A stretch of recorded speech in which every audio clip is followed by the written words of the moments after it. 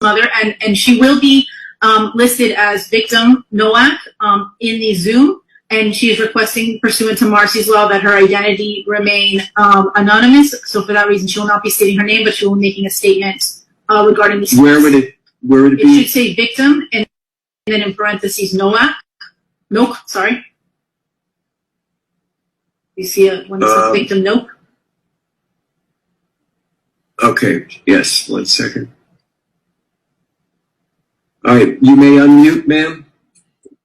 Good morning, Your Honor. Good morning. All right. So what I'd like you to do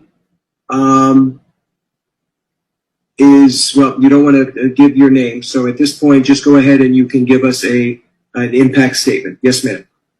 Thank you. Michael Noack. This is the first time I have spoken publicly about what you've done to my daughter and I. I have gracefully remained silent the last 2.5 years. 2.5 years of pain, shock, disbelief, PTSD, constant nightmares, and daily triggers. Trying to help my daughter heal when I'm not even healed myself. What you have done to my daughter, myself, and my entire family is inexcusable. You hurt us all. You made me believe that you were such a great man and you could do no wrong. You made me fully trust you, and for that, my daughter trusted you too. But the truth is, you're a monster, a demon. The very first time that I allowed you to be alone with my daughter, the very first time, and you couldn't even help yourself. You told me you was gonna be right back. You were going downstairs. You were gonna grab food and take vacation pictures. You told me that you wanted to have a one-on-one talk with her about loving and respecting me as a great mother that I was and am. And I actually believed you. I believed that you were going to bring her right back. I thought you were going to have this trusting conversation with her that you promised me. Her and I both trusted you. For a grown man to violate a child who trusted him, you should be ashamed of yourself. You plotted on me and my little girl. The entire time you knew what you planned to do. Isolate, intoxicate, then violate my baby. Shame on you. I trusted you to bring her right back. You were supposed to bring her back the same way that you took her. Instead, you drugged her and took advantage of her. You sexually abused her. You forced alcohol down her throat. You then forced her to see things that no child should ever have to see. You forced her to feel things that no child should have to feel. You forced her to accept violence that no child should ever have to endure. You forced drugs in her that no human should ever even ingest. She's my child. My baby. How could you? How could you? You could have killed her with all the drugs that were found in her system. Damn. And you thought your master plan was mapped out perfectly, huh? You thought I'd be dumb enough to believe you over my child. And you thought that money would blind me. You thought I was going to be so blinded that I wouldn't notice when you returned her with bruises all over her body and her mouth busted, uncontrollably shaking. Absolutely not. And although you executed your plan and you got what you wanted those couple of hours, you actually failed. Because look where you're at right now. You have created a lifetime of trauma for my daughter and I. Before you, we never knew evil existed. You brought so much evil into our lives that early morning. And I'll never forget. I called you like 50 times and you wouldn't answer me. And I called her too, but you took her phone. You drugged my baby and you gave her no way to seek help. You left me no way to contact her or even know where she was. I get physically sick now whenever I'm away from my daughter because of you.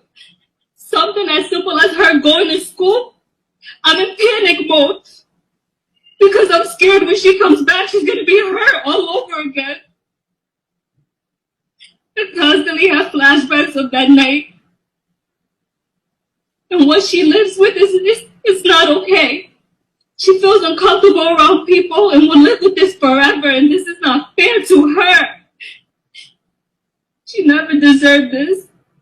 Shame on you for forcing evil on our youth. And you know, for a year, I questioned, how could you even do this to us?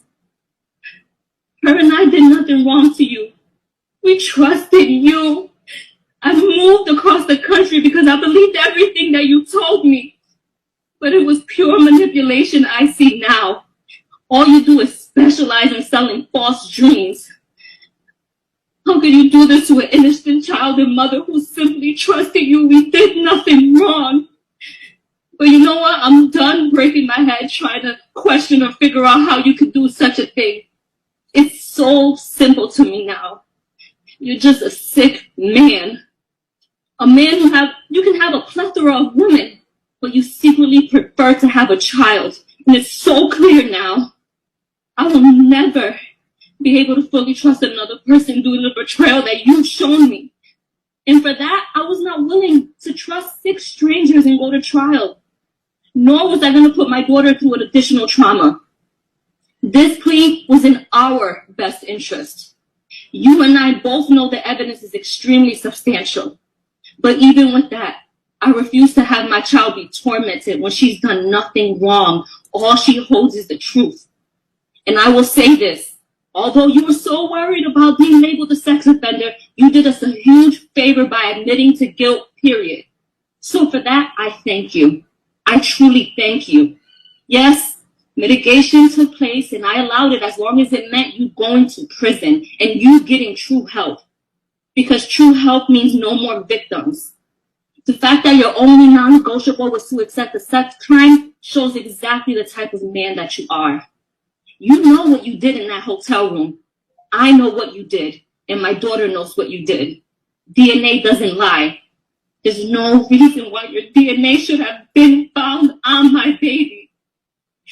And yes, I satisfied your bogus request to not be labeled a sex offender, but it doesn't take away from who you truly are. I wasn't going to waste any time going back and forth with you over a label. God will judge you for exactly the person he knows you to be, a sexual predator. So rest assured, jail time equals jail time.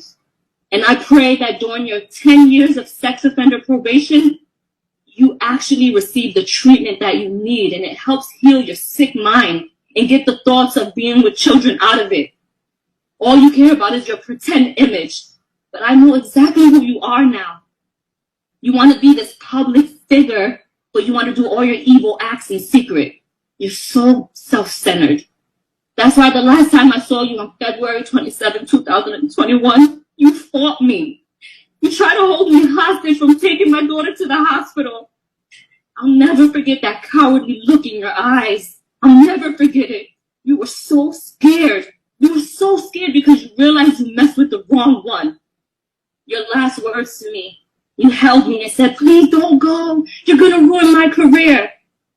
Well, today, September 6th, 2023, my last words to you are, I hope the next 17 years of your life, you're reminded of the disgusting, terrifying, unforgettable act that you've done to my innocent daughter. Shame on you. And although you've caused a tremendous amount of trauma for myself and my daughter, we will and will always be superior of you, because a successful, honest career is something that you can never, ever have. We will both continue to stand against violence. My daughter will continue to persevere and be bright and intelligent and courageous young woman that she is.